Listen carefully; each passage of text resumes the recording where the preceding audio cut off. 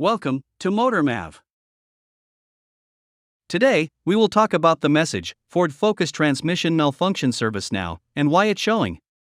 The transmission issues are pretty serious, as it affects your control of acceleration.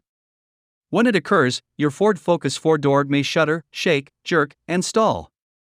So, in this video, we have pointed out a few symptoms, reasons, and solutions for this issue 1. The following symptoms at once or separately may appear if there is a 2012 Ford Focus transmission malfunction service now issue in your car.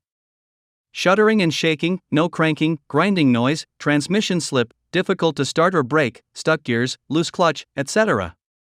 You may need to try several solutions to solve the Ford Focus transmission malfunction service now battery. At first, identify the reason and then apply various methods to fix this problem. Reason number 1.